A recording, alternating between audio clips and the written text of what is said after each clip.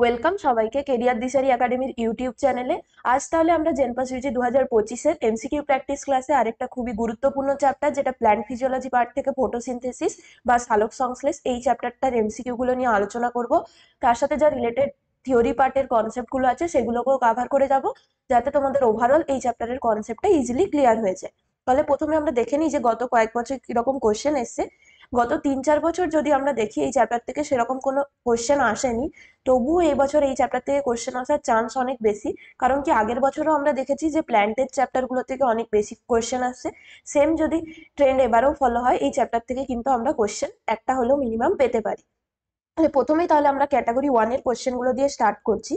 First কোশ্চেনটাই কি বলেছে যে সালোক সংশ্লেষের সঠিক সমীকরণটি হলো। তাহলে সালোক সংশ্লেষ প্রক্রিয়াটা বা এটা আমরা কি হচ্ছে মূলত কাদের ক্ষেত্রে দেখতে পাই? যারা উন্নত উদ্ভিদ, মানে হচ্ছে কি গুপ্তবীজী এবং ব্যক্তবীজী উদ্ভিদ, এই জিমনোস্পার্ম এবং অ্যাঞ্জিওস্পার্মের মধ্যে যে ক্লোরোপ্লাস্ট থাকে, সেই ক্লোরোপ্লাস্টের মধ্যে কি হয়, সালোক সংশ্লেষ সম্পন্ন হয়।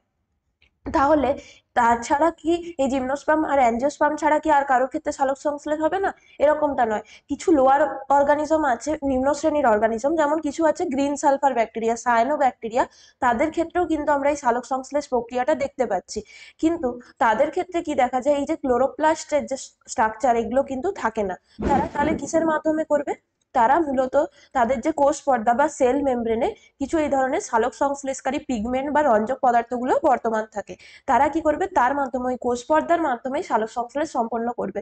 শুধুমাত্র এই গুপ্তবীজী এবং ব্যক্তবীজী উদ্ভিদদের মধ্যেই কিন্তু এই যে উন্নত সালোক সংশ্লেষ প্রক্রিয়া, মানে ক্লোরোপ্লাস্টের মাধ্যমে যে সালোক সংশ্লেষ হচ্ছে, পুরো যে রাসায়নিক প্রক্রিয়াগুলো, ডার্ক রিয়াকশন, লাইট রিয়াকশন, এই ধরনের পুরো মানে একটা প্রসেসের মাধ্যমে হবে, যে উন্নত প্রক্রিয়াটা কিন্তু আমরা শুধুমাত্র জিমনোস্পার্ম আর অ্যাঞ্জিওস্পার্মের ক্ষেত্রে দেখতে পাচ্ছি। এছাড়াও গ্রিন সালফার ব্যাকটেরিয়া ছাড়াও কিছু আছে, প্রোটিস্টা গ্রুপের মধ্যে কিছু উদাহরণ আছে, আমরা সেটা পরে আলোচনা করছি। এছাড়াও কিছু শৈবালের মধ্যেও কিন্তু আমরা সালোক সংশ্লেষ প্রক্রিয়া লক্ষ্য করি। তাহলে এই যে সালোক সংশ্লেষ প্রক্রিয়া বলছি, এটা মূলত উদ্ভিদ দেহে যে সম্পন্ন হচ্ছে, উদ্ভিদরা কিভাবে এই প্রক্রিয়াটা করছে, সানলাইট থেকে বা সূর্যালোক থেকে আগত যেটা কিসের মাধ্যমে আসে, সেটা ফোটন কণা রূপে থাকছে। সেই ফোটন কণা থেকে যে এনার্জিটা পাচ্ছে, সেই লাইট এনার্জিটাকে কাজে লাগিয়ে উদ্ভিদ কি করে, সূর্যালোক থেকে যে লাইট এনার্জিটা পাচ্ছে, সেই লাইট এনার্জিটাকে কাজে লাগাচ্ছে। তাছাড়াও কি করবে, এনভায়রনমেন্ট থেকে কার্বন ডাইঅক্সাইড শোষণ করছে, আর মূলের মাধ্যমে কি করে, উদ্ভিদ জল নিচ্ছে। এইগুলোকে সব কাজে লাগিয়ে উদ্ভিদ কি করে, নিজের দেহে গ্লুকোজ, সুক্রোজ এগুলো তৈরি করছে, মানে কি নিজের দেহে খাদ্যটা নিজে তৈরি করতে পারছে। এই গ্লুকোজ, সুক্রোজ এগুলোই কি হচ্ছে, উদ্ভিদ দেহে স্টার্চ হিসেবে জমা থাকছে।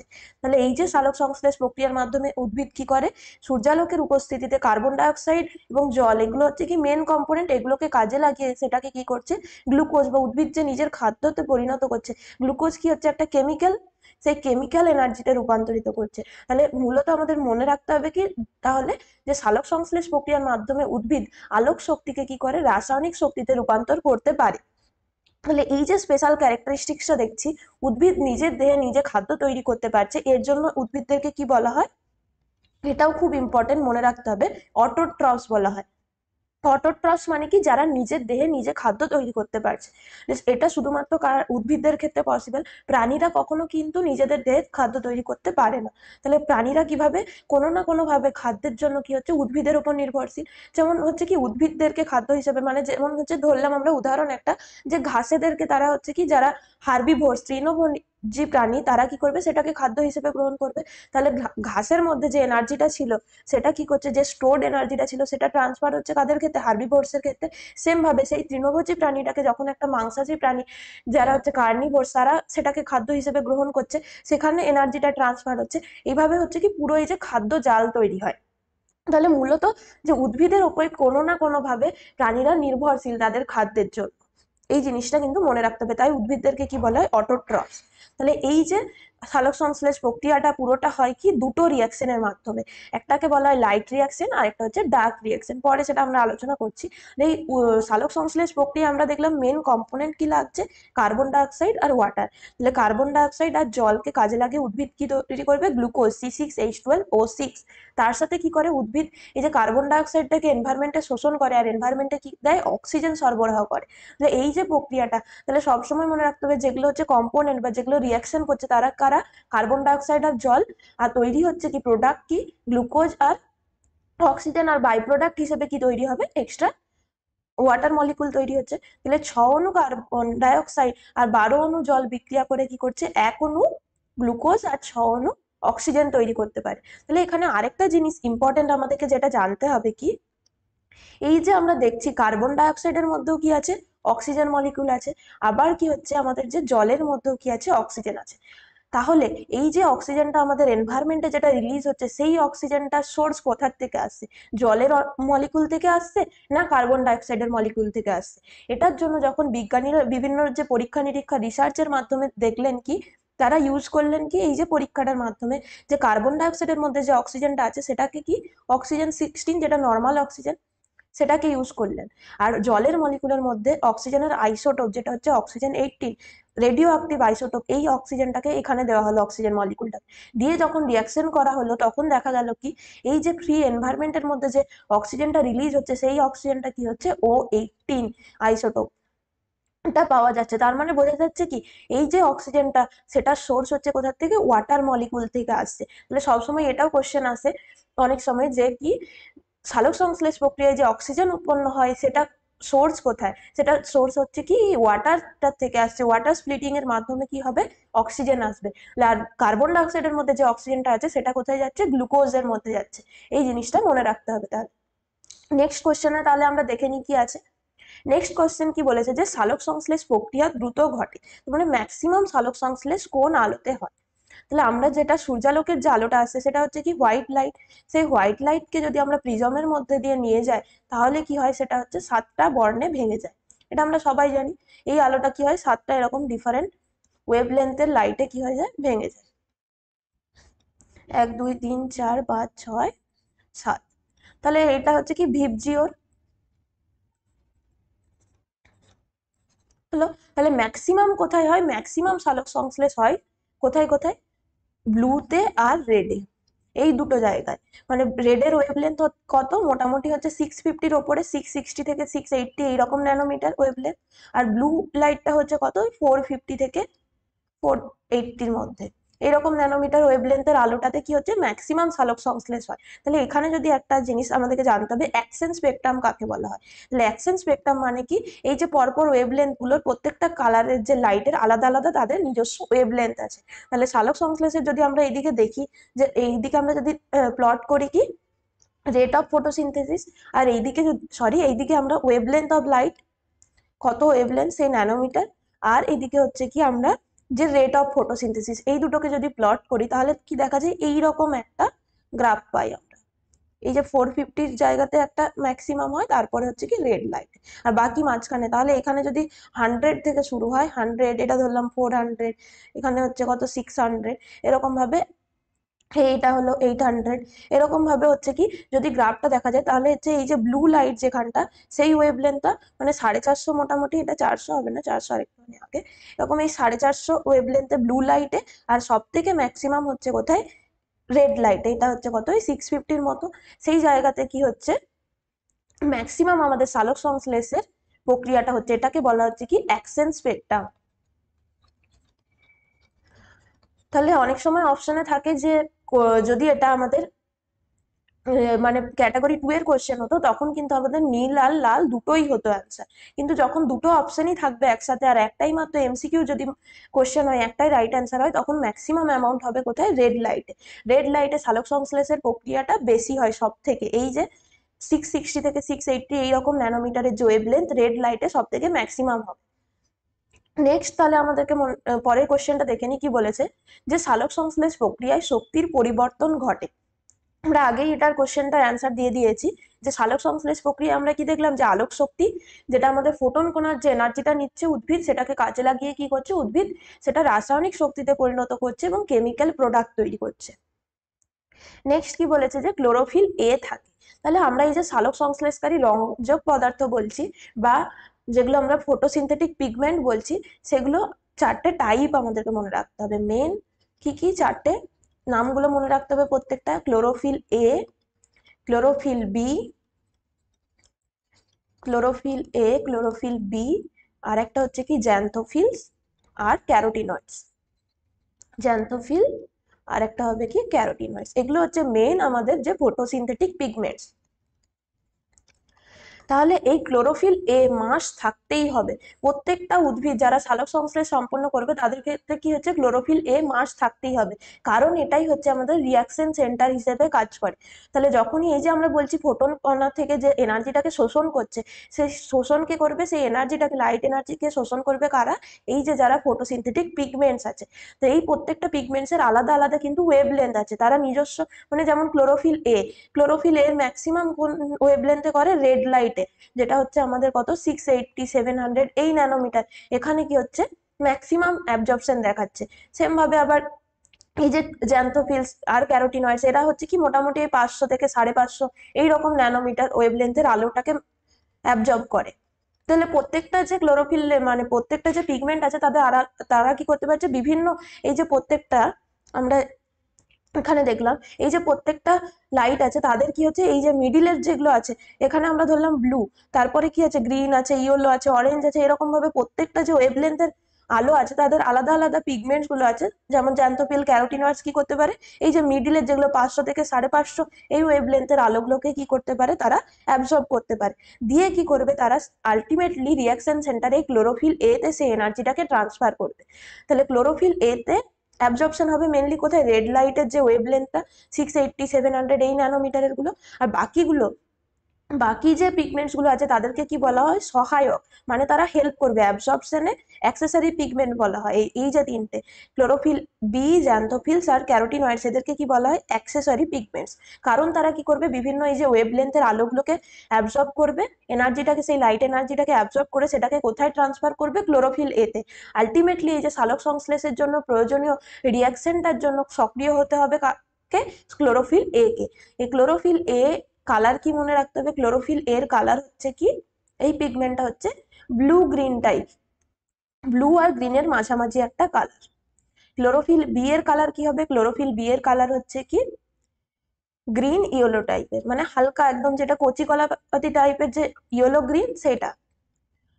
আর তারপরে হচ্ছে কি আমাদের জ্যান্থোফিলস এর কালার হচ্ছে কি, জ্যান্থোফিলের কালার হবে শুধুমাত্র ইয়েলো পিগমেন্ট। তাহলে অনেক সময় আসে যে ইয়েলো পিগমেন্ট কাকে বলা হয়, সেটা হবে কি জ্যান্থোফিল। আর ক্যারোটিনয়েডস এর কালার হচ্ছে কি ইয়েলো অরেঞ্জ, হালকা অরেঞ্জ টাইপের কালার হচ্ছে এই পিগমেন্টার। এই জিনিসগুলো তাহলে মনে রাখতে হবে। তাহলে এখানে বলেছে কি ক্লোরোফিল এ কোথায় থাকে, তাহলে ক্লোরোফিল এ মাস, যেহেতু এটা রিয়াকশন সেন্টার, সব উন্নত যারা সালোক সংশ্লেষকারী উদ্ভিদ তাদের ক্ষেত্রে মাস থাকতেই হবে। হতে পারে যে তাদের ক্ষেত্রে জ্যান্থোফিল নেই, কারোর ক্ষেত্রে ক্যারোটিনয়েডস নেই, কিন্তু ক্লোরোফিল এ যদি না থাকে তাহলে কিন্তু সালোক সংশ্লেষ প্রক্রিয়া হবে না। নেক্সট বলেছে কি, যে ক্লোরোফিল সংশ্লেষে নিম্নলিখিত কোনটি প্রয়োজন। তাহলে ক্লোরোফিলের যদি আমরা স্ট্রাকচার দেখি, তার একটা সেন্ট্রাল মলিকুল থাকে কি, ম্যাগনেসিয়াম, একদম মাঝখানে সেন্ট্রাল স্ট্রাকচারে, ক্লোরোফিলের স্ট্রাকচারে কি থাকে, ম্যাগনেসিয়াম। তার চারপাশে এরকম ভাবে কি থাকে, নাইট্রোজেন যৌগ, যেগুলোকে বলা হয় কি পরফাইরিন রিং থাকে, পরফাইরিন রিং থাকে, আর একটা হচ্ছে পাইরোল টেল থাকে, যেটা হচ্ছে কি কার্বন আর হাইড্রোজেন দিয়ে তৈরি পাইরোল টেল। তাহলে মেন মনে রাখতে হবে কি, ক্লোরোফিলের স্ট্রাকচারে ম্যাগনেসিয়াম আয়ন মাস্ট প্রয়োজন। ম্যাগনেসিয়াম যদি প্রেজেন্ট না থাকে ক্লোরোফিল গঠন করতে পারবে না, ক্লোরোফিল সংশ্লেষ হবে না, কারণ ক্লোরোফিলের স্ট্রাকচারটাই তৈরি হবে না। ম্যাগনেসিয়ামটা হচ্ছে কি তার সেন্ট্রাল মলিকুল। আর এই যে ক্লোরোফিল সংশ্লেষ হচ্ছে তার যেটা প্রিকারসর মলিকুল, মানে প্রিকারসর কাদেরকে বলা হচ্ছে, যে মলিকুল থেকে ক্লোরোফিল সংশ্লেষ হচ্ছে, যে কোনো প্রিকারসর কাকে বলা হবে, যে কোনো একটা কম্পোনেন্টস তার আগে যে মলিকুল বা যে কম্পাউন্ড থেকে তৈরি হচ্ছে তাকে তার কি বলা হয়, প্রিকারসর মলিকুল। সেই প্রিকারসর মলিকুলে, সে প্রিকারসর যেটা, তার স্ট্রাকচারে কি আছে, আয়রন আছে। তার জন্য ক্লোরোফিল সংশ্লেষের জন্য কি কি দরকার, আয়রন আর ম্যাগনেসিয়াম। তাহলে আমরা যদি ক্লোরোফিলের স্ট্রাকচার দেখি, ডিরেক্টলি সেখানে কিন্তু আয়রন প্রেজেন্ট নেই, কিন্তু যে প্রিকারসর মলিকুল থেকে ক্লোরোফিল তৈরি হচ্ছে, সংশ্লেষ হচ্ছে, সেখানে কি আছে, আয়রন আছে। তার জন্য ক্লোরোফিল সংশ্লেষের জন্য এই দুটো প্রয়োজন। নেক্সট কি বলেছে, যে ইলেকট্রন প্রবাহে প্রধান রঞ্জক হলো। তাহলে ইলেকট্রন প্রবাহ কিভাবে হবে, এই যে বললাম আমরা লাইট এনার্জিটা আসছে, ফোটন কণার মাধ্যমে যে এনার্জিটা এলো, সেটা কোথায় আসবে, এরকম বিভিন্ন আমাদের যে ফোটো সিস্টেম আছে। প্রথমে হচ্ছে কি ফোটো সিস্টেম 2 এবং ফোটো সিস্টেম 1, জেড স্কিমটা যদি আমাদেরকে বুঝতে হয়, তাহলে এখানে যখন লাইট এনার্জি এলো, এই পিএস2 এর যেটা রিয়াকশন সেটা সেন্টার, সেটা হচ্ছে কত, P680 মানে কি, এখানের যে ক্লোরোফিল এটা আছে এই রিয়াকশন সেন্টার PS2, মানে প্রত্যেকটা রিয়াকশন সেন্টারে কি বলেছি ক্লোরোফিল এ থাকবে, PS1এও ক্লোরোফিল এ থাকবে, PS2তেও ক্লোরোফিল এ থাকবে।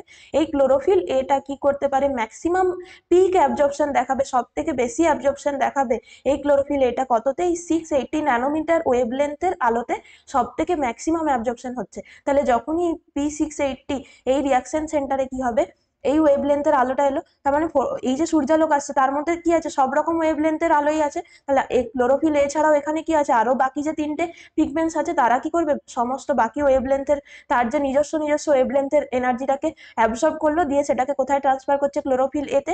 ক্লোরোফিল এ সক্রিয় হলো, এই 680 ন্যানোমিটারের ওয়েভলেন্থে ম্যাক্সিমাম পিক অ্যাবজর্পশন হলো, দিয়ে কি হবে, সেটা কি করবে, যখনই এই রিয়াকশন সেন্টারটা সক্রিয় হলো, সে তার কি হবে, এক্সাইটরি স্টেটে যাবে, একটা ইলেকট্রন কি করবে, ত্যাগ করে দেবে।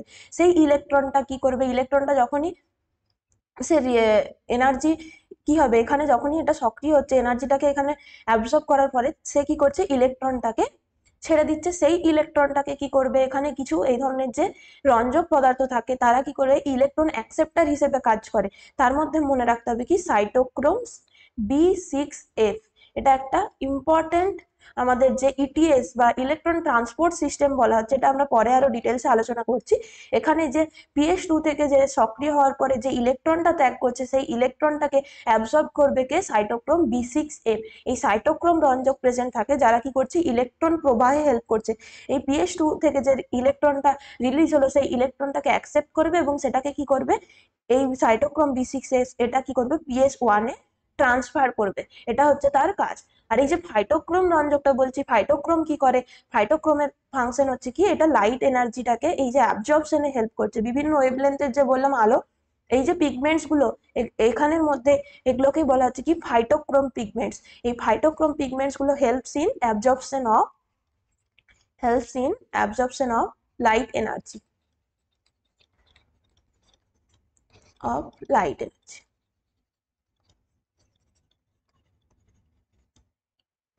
নেক্সট দেখে নিই কি বলেছে, যে ক্লোরোফিল কোথায় থাকে। তাহলে ক্লোরোফিল মেনলি আমরা কোথায় পাচ্ছি, তাহলে উদ্ভিদের কোথায় হচ্ছে, উদ্ভিদের মেনলি যে সবুজ অংশে আমরা জানি কি সালোক সংশ্লেষ হয়। সবুজ অংশ মানে কি, মূলত হচ্ছে পাতার মধ্যে সালোক সংশ্লেষ হচ্ছে। তাহলে পাতার মধ্যে যদি ধরি, পাতার মধ্যে কি থাকছে, মেসোফিল কলা থাকছে। সেই মেসোফিল কলার মধ্যেই কি থাকবে, মেসোফিল কলার মধ্যে কি থাকবে, ক্লোরোপ্লাস্ট প্রেজেন্ট থাকছে। ক্লোরোপ্লাস্ট, এই ক্লোরোপ্লাস্টের যদি আমরা স্ট্রাকচার দেখি, ক্লোরোপ্লাস্টের এটা আমরা একটা ক্রস সেকশনাল পিকচার নিয়েছি। তার যদি একদম বাইরের দিকে দেখি, এটা হচ্ছে কি আউটার একটা মেমব্রেন থাকছে, একটা ইনার মেমব্রেন থাকছে। এরপরে হচ্ছে কি ভেতরের যেটা স্ট্রাকচারটা, সেখানের মধ্যে কি থাকছে, এই যেটাকে আমরা বলছি গ্রানা। এই যে পরপর এরকম চাকতির মতো, যদি ধরি আমরা কয়েন, এক একটা কয়েনকে বলছি কি আমরা থাইলাকয়েড। এই যে এক একটা কয়েনের স্ট্রাকচার, সেগুলোকে বলছি কি থাইলাকয়েড। এক একটা কয়েনকে বলছি কি আমরা থাইলাকয়েড। আর পরপর অনেকগুলো এরকম কয়েন যখন একসাথে আমরা পরপর রেখে যেটা একটা টাওয়ারের মতো তৈরি হচ্ছে, সেইগুলোকে একসাথে কি বলা হচ্ছে, গ্রানা। তাহলে এই যে একটা কয়েন হচ্ছে কি আমাদের থাইলাকয়েড। এরপরে এরকম ভাবে পরপর পরপর এরকম অনেকগুলো থাইলাকয়েড একসাথে যুক্ত হয়ে কি তৈরি করছে, গ্রানা। এটাকে একত্রে কি বলছি আমরা, গ্রানা। তারপরে এই যে দুটো গ্রানার মধ্যেখানে যে এইরকম যে একটা মিডিল এর স্ট্রাকচার যারা যুক্ত করছে, দুটো গ্রানার মধ্যে যে মিডিল লিঙ্কিং পার্টটা, তাকে বলা হচ্ছে কি ল্যামেলা। ল্যামেল।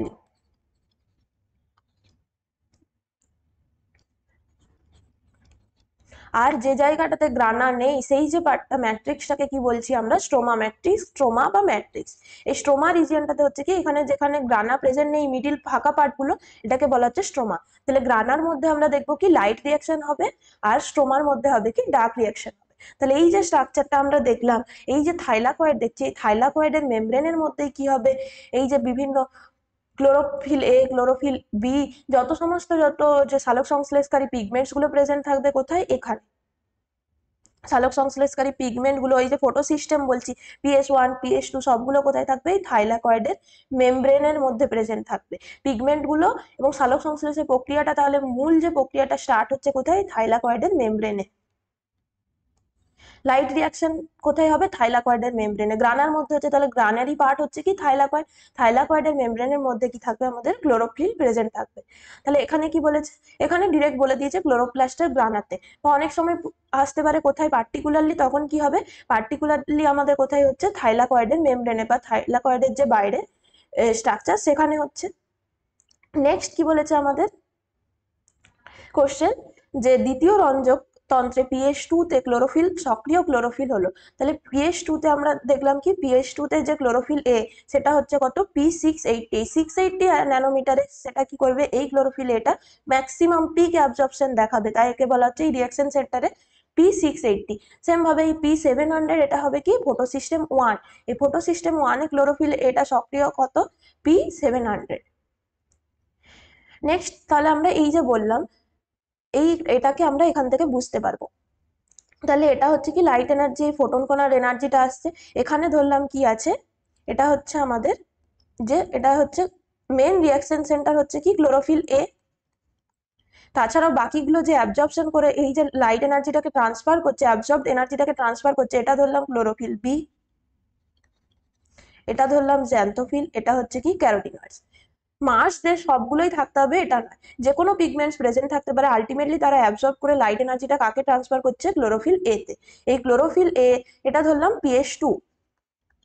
তাহলে এই ক্লোরোফিল এটা যখন এই লাইট এনার্জিটাকে অ্যাবজর্ব করে অ্যাক্টিভেটেড স্টেটে গেল, তখন কি করবে? সে একটা ইলেকট্রন ট্রান্সফার করবে। সেই ইলেকট্রনটাকে প্রাইমারি অ্যাকসেপ্টার হচ্ছে কে? সাইটোক্রোম B6 এ। সেই সাইটোক্রোম B6 এ কি করছে? এটাকে অ্যাকসেপ্ট করছে, তাই তাকে বলা হচ্ছে কি প্রাইমারি অ্যাকসেপ্টার।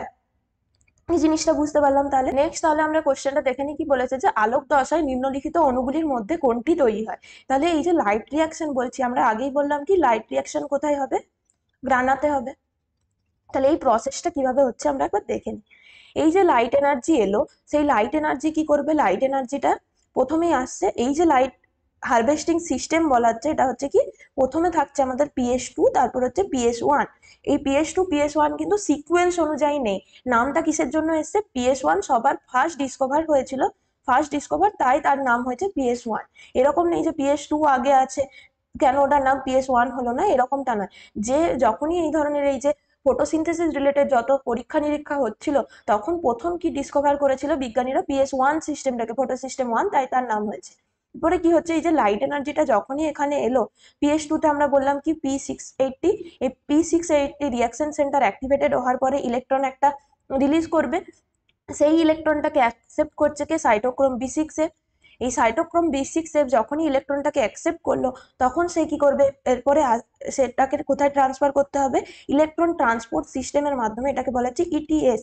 এই ইলেকট্রন ট্রান্সপোর্ট সিস্টেমের মাধ্যমে সে কি করবে? PS1 এ সেটাকে ট্রান্সফার করতে হবে। এই প্রসেসের সমতে সেখানে কি কাজ হয়? একটা ATP সিনথেটেজ বলে এনজাইম কাজ করে। এই ATP সিনথেটেজ এনজাইমটা কি করবে? এটিপি সিনথেটেজ এনজাইমটা এই যে এনার্জিটা, এটা হচ্ছে কি এই সাইডে যদি আমরা প্লট করি এনার্জি লেভেল, এই সাইডে হচ্ছে কি করছি? আমরা এনার্জিকে প্লট করছি, আর এই সাইডে আমরা প্লট করছি কি রেডক্স পোটেনশিয়াল। তাহলে কি দেখা যাচ্ছে? রেডক্স পোটেনশিয়াল মানে কি রিডিউস হওয়ার ক্ষমতা এই সাইডে যত আসবে তত বাড়বে। রিডিউস হওয়ার ক্ষমতা মানে কি তত বেশি সে করতে পারবে কি? ইলেকট্রন অ্যাকসেপ্ট করতে পারবে। তাহলে এখান থেকে ইলেকট্রনটা কেন এই সাইডে আসবে? কারণ তার এখানে রেডক্স পোটেনশিয়াল বেশি, রিডিউস হওয়ার ক্ষমতা বেশি, তার জন্য কি হচ্ছে? ইলেকট্রনটা ট্রান্সফার হতে পারছে ইলেকট্রন ট্রান্সপোর্ট সিস্টেমের মাধ্যমে। তাহলে সবসময় মনে রাখতে হবে কি যত এই যে PS2 থেকে PS1 এর দিকে যাচ্ছে, কি হচ্ছে? এখানে রিডক্স পোটেনশিয়াল বাড়ছে, মানে ইলেকট্রন অ্যাকসেপ্ট করার প্রবণতা বাড়ছে, তার জন্যই ইলেকট্রনটা কি করতে পারে? ট্রান্সফার হতে পারে। আর এই দিকে হচ্ছে কি হায়ার লেভেল, এই ইলেকট্রনটা যেখানে অ্যাকসেপ্ট করেছে B6 এ, এটা হচ্ছে কি হায়ার এনার্জি লেভেলে। আর এখানে যেখানে PS1 এ তাকে ট্রান্সফার করতে হবে, সেটা হচ্ছে কি লো এনার্জি লেভেল অনেকটা। তার জন্য তাকে কি করতে হবে? যখনই এটা ট্রান্সপোর্ট হয়ে আসছে, এনার্জি রিলিজ করে করে আসবে সে, তার জন্য সেই এনার্জিটা রিলিজ করছে, সেই এনার্জিটাকে কাজে লাগিয়ে, তার সাথে হচ্ছে কি ATP সিনথেটেজ এনজাইমকে কাজে লাগিয়ে কি হবে? এই ADP, এখনো ADP আর ফসফেট যুক্ত হয়ে কি করবে? অ্যাডিনোসিন ট্রাইফসফেট ATP তৈরি করে দেবে। তাহলে লাইট রিয়াকশনের একটা ইম্পর্টেন্ট প্রোডাক্ট যেটা তৈরি হচ্ছে সেটা কি? ATP। এছাড়াও কি হবে? এটা একটা খুবই গুরুত্বপূর্ণ, এই যে PS2 তে যখনই হচ্ছে এখানে লাইটটা টাকে অ্যাবজর্ব করলো সেই এনার্জিটাকে কাজে লাগিয়ে কি হবে, ওয়াটার স্প্লিটিং হবে। ওয়াটার স্প্লিটিং এ কি হবে, দু অণু H2O ভেঙে যাচ্ছে, দিয়ে সেখান থেকে কি করবে 4H প্লাস, প্লাস হচ্ছে কি 4 ইলেকট্রন, সরি 4টে ইলেকট্রন আর কি করবে অক্সিজেন তৈরি করবে। সেই অক্সিজেনটা হচ্ছে কি ফ্রিলি এনভায়রনমেন্টে রিলিজ হচ্ছে। তার জন্য কি হবে, এই যে PH2 দায়ী, অক্সিজেন যে রিলিজ হচ্ছে, আমরা বলেছি আগে যে লাইট রিয়াকশনে কি হবে, অক্সিজেন রিলিজ হবে এনভায়রনমেন্টে। তাহলে একদম প্রথম কোশ্চেনে আমরা যখন দেখেছিলাম কি সালোক সংশ্লেষ প্রক্রিয়ায় একটা প্রোডাক্ট হচ্ছে কি অক্সিজেন তৈরি হচ্ছে, আরেকটা কি হচ্ছে যে খাদ্য তৈরি করছে বা যেটা হচ্ছে গ্লুকোজ। তাহলে তার জন্য প্রথম যে অক্সিজেন খুবই গুরুত্বপূর্ণ সালোক সংশ্লেষ প্রক্রিয়ার যেটা প্রোডাক্ট কোথায় তৈরি হয়ে যাচ্ছে, আমাদের এই যে PH2 তে যখন লাইট রিয়াকশন চলছে তখনই কিন্তু তৈরি হয়ে যাচ্ছে। তাহলে এই যে লাইট হারভেস্টিং সিস্টেম PH2 তে, সেখানে যখনই এনার্জিটা অ্যাবজর্ব করলো তারপরে কি হবে ওয়াটার স্প্লিট করছে, ওয়াটার স্প্লিট করে অক্সিজেন তৈরি করে দেবে।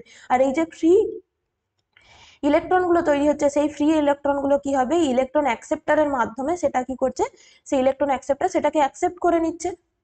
আর তার সাথে সাথে কি হবে, এখানে এই যে H প্লাস গুলো তৈরি হচ্ছে, এই প্রোটনটা কি হবে, এটা যদি আমরা থাইলাকয়েডের মেমব্রেনে হচ্ছে বললাম, এখানে কি আছে PH2 প্রেজেন্ট আছে, এখানে PH1 প্রেজেন্ট আছে। তাহলে থাইলাকয়েডের মেমব্রেনে যখন হবে, এখানে ওয়াটার স্প্লিটিং হচ্ছে, ওয়াটার স্প্লিটিং হওয়ার পরে অক্সিজেনটা কি হবে এনভায়রনমেন্টে ডিফিউজ হয়ে যাবে। সেটা হচ্ছে কি ক্লোরোপ্লাস্টের মধ্যে আছে, সেই ক্লোরোপ্লাস্ট থেকে অক্সিজেনটা ডিফিউজ হয়ে যেতে পারবে। আর বাকি এই যে H প্লাস প্রোটন গুলো কোথায় জমা থাকছে, থাইলাকয়েডের মধ্যে জমা থাকবে। এটা থাইলাকয়েডের মেমব্রেনে হচ্ছে সালোক সংশ্লেষ প্রক্রিয়াটা। তাহলে থাইলাকয়েডের যেটা ভেতরে সাইটোপ্লাজমের মধ্যে কি হচ্ছে, এখানে H প্লাস গুলো জমা হচ্ছে। তার ফলে হবে কি এখানে এই তার ভেতরে H প্লাসের বা প্রোটন গ্রেডিয়েন্টটা কি হচ্ছে বেশি পরিমাণে হচ্ছে। আর বাইরে কি হবে, এইখানে কি হচ্ছে এই যে ইলেকট্রনটাকে অ্যাকসেপ্ট করে সেটাকে PS1 এ ট্রান্সফার হচ্ছে, কার মাধ্যমে ETS এর মাধ্যমে। খুবই ইম্পর্টেন্ট, ETS এ কে কাজ করছে, সাইটোক্রোম B6 এ, এটাও একটা ইম্পর্টেন্ট কোশ্চেন। এরপরে যখনই এই PS1 কি করছে, PS1 এখানে হচ্ছে P680, এখানে হচ্ছে কি P700। তাহলে এখানেও ওই যে ফটো সিস্টেম 1 সেও কি করবে সূর্যালোক থেকে ডিরেক্ট হচ্ছে কি এনার্জিটাকে অ্যাবসর্ব করতে পারে। তার সাথে সাথে এখান থেকে কি করছে ETS এর মাধ্যমে ইলেকট্রনকে অ্যাকসেপ্ট করবে। আর হচ্ছে কি এখানেও কি আছে ক্লোরোফিল এ, সেম ভাবে ক্লোরোফিল বি, আরো জ্যান্থোফিল, ক্যারোটিনয়েড সবগুলো কি করছে এই যে লাইট এনার্জি থেকে যা আসছে অ্যাবজর্ব করে কোথায় পাঠাচ্ছে, এই P700 রিয়াকশন সেন্টারে। এখানে যেমন কি হচ্ছিল 680 ন্যানোমিটারে ক্লোরোফিল এটা সক্রিয় হচ্ছিল, এখানে কি হবে 700 ন্যানোমিটারে ম্যাক্সিমাম অ্যাবজর্পশন, পিক অ্যাবজর্পশন হবে, এখানে সক্রিয় হবে। দিয়ে কি করবে এটাও যখন অ্যাক্টিভেটেড স্টেটে যাচ্ছে এটাও আবার কি করবে ইলেকট্রন রিলিজ করবে। সেই ইলেকট্রনটাকে অ্যাকসেপ্ট করবে কে, এখানে ছিল সাইটোক্রোম B6 এ, সেম ভাবে এখানে থাকবে FD যেটাকে বলা হচ্ছে ফেরোডক্সিন। এই ফেরোডক্সিনটা কি করবে সেকেন্ডারি অ্যাকসেপ্টার হিসেবে কাজ করে। এই PS1 থেকে যে ইলেকট্রনটা যাচ্ছে তাকে কে অ্যাকসেপ্ট করবে, ফেরিডক্সিন। তাছাড়াও এখানে একটা জিনিস থাকে FNR, ফেরিডক্সিন NADP রিডাক্টেজ। এই এনজাইমটা কি করবে, এখানে যে এটিপি সিনথেটেজ এনজাইম কি করছিল, এটিপি সিনথেসিস করছিল, এখানে এই যে এনজাইমটা ফেরোডক্সিন NADP রিডাক্টেজ এ কি করবে, এই এনজাইমটার সাহায্যে এই NADP প্লাস, যেটা কোথায় আছে NADP প্লাসটা এই থাইলাকয়েড মেমব্রেনের বাইরে আছে, এখানে আছে কি NADP প্লাস। সেই NADP প্লাস কি করছে এই ইলেকট্রনটাকে অ্যাকসেপ্ট করছে, PS1 এর যে ইলেকট্রনটাকে দিয়ে কি করছে NADPH এ রূপান্তরিত হচ্ছে ইলেকট্রন অ্যাকসেপ্টার। সাথে সাথে এখানে কোন এনজাইম কাজে লাগছে, FNR যেটাকে বলা হচ্ছে ফেরোডক্সিন NADP রিডাক্টেজ এনজাইম। এই তিনটে মনে রাখতে হবে। তাহলে লাইট রিয়াকশনের গুরুত্বপূর্ণ কি কি, ATP তৈরি হবে, NADPH তৈরি হবে, আর কি হচ্ছে অক্সিজেন তৈরি হচ্ছে। এই অক্সিজেনটাই কি হচ্ছে ফ্রিলি এনভায়রনমেন্টে রিলিজ হতে পারবে। তাহলে আমরা কি বলেছে এখানে আলোক দশায় কোনটি তৈরি হয়, তাহলে কি কি তৈরি হবে, এটিপি তৈরি হচ্ছে আর NADPH তৈরি হচ্ছে। তাহলে আলোক দশার প্রোডাক্ট যেগুলো এটিপি আর NADPH কে আমরা কোথায় কাজে লাগাবো, এগুলো আবার পরে আমাদের যে ডার্ক রিয়াকশনে গিয়ে কাজে লাগবে। তাহলে লাইট রিয়াকশন এখানে শেষ হয়ে গেল, লাইট রিয়াকশনের মাধ্যমে আমরা অক্সিজেন তৈরি করে ফেলেছি, এটিপি আর NADPH পেয়ে গেছি। এর পরের রিয়াকশনে যাবে কি ডার্ক রিয়াকশনে যাবে।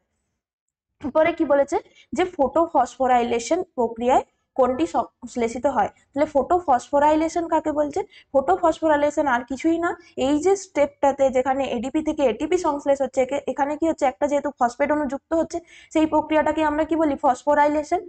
এটা কার মাধ্যমে হচ্ছে, এই যে লাইট এনার্জিকে কাজে লাগিয়ে এই প্রসেসটা হচ্ছে, তাই নামটা হচ্ছে কি ফটোফসফোরাইলেশন।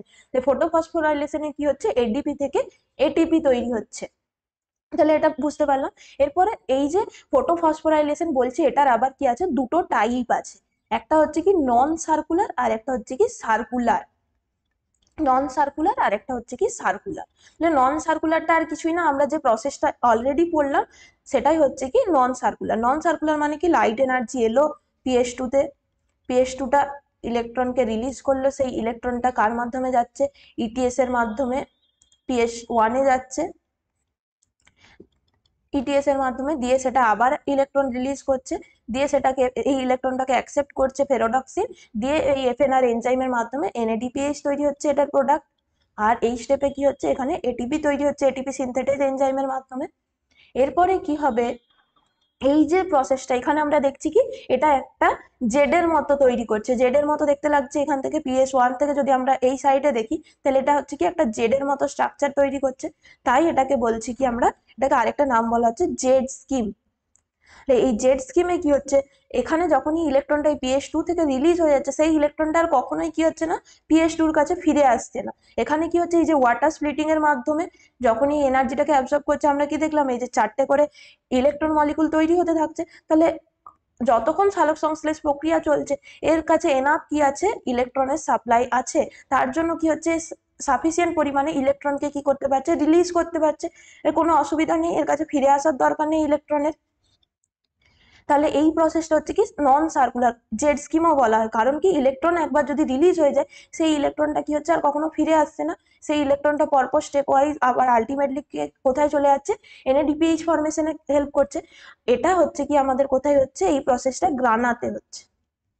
কিন্তু আরেক ধরনের টাইপ হচ্ছে কি সার্কুলার ফসফোরাইলেশন দেখা যায়, সেটা শুধু হচ্ছে কি সার্কুলার ফসফোরাইলেশন কোথায় হবে, যেটা আমরা বললাম যে দুটো গ্রানার মাঝের যে স্ট্রাকচার ল্যামেলা, সেই ল্যামেলার মধ্যে কি দেখতে পাই আমরা, এই ধরনের সার্কুলার ফটোফসফোরাইলেশন দেখা যায়। ফটোফসফোরাইলেশন এখানে কি হবে, এখানে যেরকম আমরা দুটো ফটো সিস্টেম পাচ্ছিলাম, ওখানে শুধুমাত্র কি থাকবে, PS1 প্রেজেন্ট থাকবে, PS2 থাকবে না। তাহলে PS1-এ যখন P700 লাইট এনার্জি আসছে সেটা অ্যাক্টিভেটেড হচ্ছে ডিরেক্টলি, এ আগের থেকে কোনো ইলেকট্রন, মানে কি এখানে যেমন ওয়াটার স্প্লিটিং হয়ে ইলেকট্রনের সোর্স ছিল, ইলেকট্রন তৈরি হচ্ছিল, একে PS2 ইলেকট্রন সাপ্লাই পাচ্ছিল, তাই সেই ইলেকট্রনকে কি করতে পারছিল, অনবরত রিলিজ করে যেতে পারছিল, ইলেকট্রন এখানে দিতে পারছিল। কিন্তু PS1 এর ক্ষেত্রে তো কোনো ওয়াটার স্প্লিটিং এর মেকানিজম নেই, তাহলে এখানে কিন্তু PS1 সার্কুলার ফসফোরাইলেশনে মনে রাখতে হবে কখনোই কি হয় না, অক্সিজেন তৈরি হয় না সার্কুলার ফসফোরাইলেশনে। তাহলে এখানে কোনো ওয়াটার স্প্লিটিং হচ্ছে না, কোনো ইলেকট্রনের সাপ্লাই নেই, তাহলে আলটিমেটলি কি হবে, যদি এখান থেকে ইলেকট্রন অনবরত যেতে থাকে তাহলে একটা টাইমের পরে কি হবে, PS1 আর ইলেকট্রন রিলিজ করতে পারবে না। তার জন্য এই যে স্পেশাল প্রসেসটা, এক্ষেত্রে কি হবে, যখনই লাইট এনার্জি অ্যাবসর্ব করলো, PS1 অ্যাক্টিভেটেড হলো, ইলেকট্রন সাপ্লাই দিল, কিন্তু সে কি করবে, ইলেকট্রন সাপ্লাই দেওয়ার পরে তাকে ইলেকট্রনটাকে আবার PS1-এ ফিরে আসতে হবে সাইক্লিক্যাল প্রসেসে। সেখানে কি হবে, এই যে প্রসেসের মধ্যে শুধুমাত্র কি হয়, ATP তৈরি হয়, এই যে এনার্জিটা হায়ার লেভেল অ্যাক্টিভ স্টেটে গেল, দিয়ে সেটা আবার এনার্জি রিলিজ করে করে ETS এর মাধ্যমে কি হচ্ছে, এখানে ইলেকট্রন ট্রান্সপোর্ট সিস্টেম কাজ করছে। যখনই সে এনার্জি রিলিজ করে করে আসছে আবার PS1-এ, তাকে সাইক্লিক্যাল ওয়েতে ফিরে আসছে। তাহলে সবসময় বলেছি যখন হায়ার এনার্জি লেভেলের থেকে আবার সে লোয়ার এনার্জি লেভেলে ফিরে আসছে, যে এনার্জিটা রিলিজ করছে সেই এনার্জিটাকে কাজে লাগাচ্ছে, তার সাথে হচ্ছে কি ATP সিনথেটেজ এনজাইমটাকে কাজে লাগিয়ে এখনো ADP থেকে আবার কি করবে, ATP তৈরি হবে।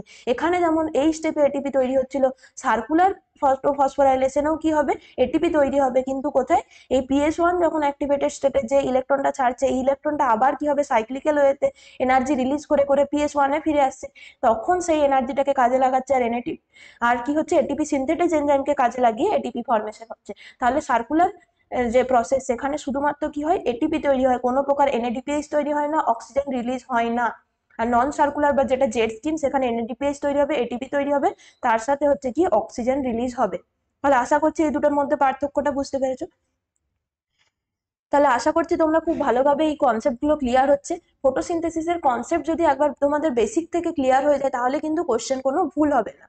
আর সবার একটা জায়গাতে প্রবলেম হয় কি, এই স্টেপ গুলোতে প্রবলেম হয়, কোনটার পর কোনটা কিভাবে মনে রাখতে হবে একটুখানি ডিফিকাল্ট, কিন্তু বেসিকটুকু যদি বুঝে যাওয়া যায় তাহলে আমার মনে হয় খুব ভালোভাবে মনে থাকবে।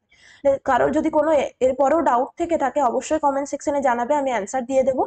আর এমনিও কোশ্চেন যদি সালোক সংশ্লেষ থেকে কোনো কোশ্চেন তোমরা না পেয়ে থাকো সেগুলোও জানাবে। তাহলে আমরা নেক্সট কোশ্চেন দেখে নিই কি আছে। পরে কি বলেছে, যে নিম্নলিখিত কার মাধ্যমে শক্তি আলোক বিক্রিয়া থেকে অন্ধকার বিক্রিয়ায় স্থানান্তরিত হয়। তাহলে এরপর আমরা লাইট রিয়াকশন সম্বন্ধে পুরোপুরি বুঝে গেলাম, এবার আমরা ডার্ক রিয়াকশনটা কি হচ্ছে সেটা জানবো। তাহলে লাইট এনার্জি, যেটা লাইট বিক্রিয়ার প্রোডাক্ট কি কি দেখলাম আমরা, ATP NADPH। এই ATP আর NADPH কোথায় কি করবে, অন্ধকার বিক্রিয়াতে স্থানান্তরিত হবে। তাহলে এই যে আমরা একটা নাম দেখছি লাইট রিয়াকশন, আলোক বিক্রিয়া, অন্ধকার বিক্রিয়া, তার মানে কি এটা দিনের বেলায় হবে, এটা রাত্রে বেলায় হবে? এই কনসেপ্টটা কিন্তু অনেকেরই থাকে, এটা কিন্তু পুরোপুরি ভুল। লাইট রিয়াকশন নাম কেন হয়েছে? এটা সূর্যালোকের উপর ডিপেন্ড করে হচ্ছে, লাইট ডিপেন্ডেন্ট, তাই এটার নাম হয়েছে কি লাইট রিয়াকশন। অন্ধকার বিক্রিয়া রাতের বেলায় হবে না, দুটো বিক্রিয়ায় কি হচ্ছে কি সাইমালটেনিয়াসলি হতে থাকবে। যখন লাইট এনার্জিটাকে অ্যাবসর্ব করলো, সালোক সংশ্লেষ প্রক্রিয়া শুরু হলো, একবার যখন এটিপি এনএডিপিএইচ ফর্মেশন হয়ে গেল, তারপরে কি হচ্ছে অন্ধকার বিক্রিয়া শুরু হয়ে যাবে। তাহলে সাইমালটেনিয়াসলি দুটো প্রক্রিয়া চলতে থাকবে, লাইট এনার্জি অ্যাবসর্ব করবে, লাইট রিয়াকশন হলো, এটিপি এনএডিপিএইচ তৈরি হচ্ছে, অন্ধকার বিক্রিয়া হচ্ছে, আবার সেম ভাবে, মানে প্রত্যেকটা এটা হচ্ছে কি কোনোটার জন্য থেমে নেই, লাইট বিক্রিয়াও চলে যাচ্ছে, অন্ধকার বিক্রিয়াও চলে যাচ্ছে। তাহলে এটা যে যখনই হচ্ছে কি আলো বন্ধ হয়ে গেল, তখন কি হবে, দুটো প্রক্রিয়ায় স্টপ হয়ে যাবে।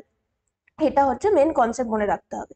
তাহলে এই দুটো প্রক্রিয়া কি হয়, একসাথেই চলে, সাইমালটেনিয়াসলি চলে। যে অন্ধকার বিক্রিয়া কারণ বলা হচ্ছে এটা এনজাইমের উপর নির্ভর করে হয়। এই প্রক্রিয়াটাতে, অন্ধকার বিক্রিয়াতে কোথাও আমাদের লাইট এনার্জি কাজে লাগছে না, এখানে কি লাগবে, এনজাইম কাজে লাগবে বিভিন্ন। আর এই যে লাইট এনার্জির যে প্রোডাক্টগুলো এটিপি আর এনএডিপিএইচ কাজে লাগবে। যেহেতু এটা এনজাইমের উপর নির্ভর করে হচ্ছে, তাই এটাকে আমরা বলছি কি অন্ধকার বিক্রিয়া। নেক্সট কি বলেছে যে কোনটি আলোক বিক্রিয়ায় সরাসরি ইলেকট্রন এনএডিপি প্লাসে স্থানান্তর করে। তাহলে আমরা দেখলাম কি PS1 থেকে ডিরেক্টলি এনএডিপি প্লাসে যাচ্ছে। কি হলো এখানে, PS1 থেকে যে ইলেকট্রনটা সেটাই তো ডিরেক্টলি ট্রান্সফার হচ্ছে কোথায়, ফেরোডক্সিনের মাধ্যমে এনএডিপি প্লাসে। তাহলে সরাসরি কে ট্রান্সফার করে, এনএডিপি প্লাসকে PS1।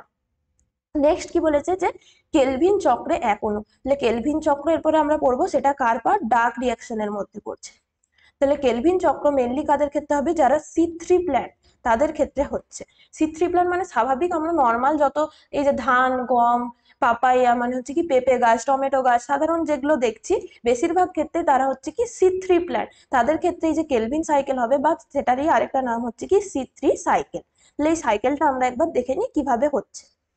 এই ছবিটা যদি আমরা দেখি, তাহলে প্রথমেই বললাম কি আমাদের ডার্ক রিয়াকশন এনজাইমের উপর নির্ভর করে হবে। তাহলে এনজাইমের আর ডার্ক রিয়াকশন কোথায় হবে, আমাদের স্ট্রোমাতে হবে। লাইট রিয়াকশন হচ্ছিল কোথায়, গ্রানাতে, ডার্ক রিয়াকশন হবে স্ট্রোমাতে। তাহলে ক্লোরোপ্লাস্টের স্ট্রোমাতে কি প্রেজেন্ট থাকছে, এই যে রাইবিউলোস 1,5 যে বিসফসফেট, যেটাকে আমরা শর্টে বলছি কি RUBP। এই RUBP তে কি হচ্ছে, 5টা কার্বন থাকে। এই 5 কার্বন যুক্ত RUBP কোথায় প্রেজেন্ট থাকবে, স্ট্রোমাতে থাকছে। এই স্ট্রোমাতে RUBP থাকছে। এরপরে কি হবে, এটা ধরলাম আমরা পাতা। পাতার মধ্যে যখনই সালোক সংশ্লেষ হবে, কি হচ্ছে, এখানে লাইট এনার্জি পড়ছে, এখানে মেসোফিল সেল আছে, মেসোফিলের মধ্যে ক্লোরোপ্লাস্ট আছে, আমরা বলেছি সেখানে সালোক সংশ্লেষ হবে। এরপরে কি হচ্ছে, পাতাটা কি হচ্ছে, স্টোমাটা বা পত্ররন্ধ্রের মাধ্যমে কি করবে, কার্বন ডাইঅক্সাইডকে অ্যাবজর্ব করছে, কার্বন ডাইঅক্সাইড পাতার মধ্যে আসছে। তাহলে এই যে অ্যাটমসফিয়ারিক কার্বন ডাইঅক্সাইডটা কোথায় এলো, মেসোফিল সেলের মধ্যে আসবে, এটা ধরলাম মেসোফিল সেল। তাহলে মেসোফিল সেলের মধ্যে ক্লোরোপ্লাস্ট আছে, সেই ক্লোরোপ্লাস্টের মধ্যে, এটা ধরলাম আমরা ক্লোরোপ্লাস্ট, সেই ক্লোরোপ্লাস্টের মধ্যে কি হচ্ছে, এই যে স্টোমাটার মধ্যে মাধ্যমে কি এলো, কার্বন ডাইঅক্সাইড এলো, তার সাথে আমরা লাইট এনার্জি পাচ্ছি, আর কি হচ্ছে, মূলের মাধ্যমে আসছে ওয়াটার।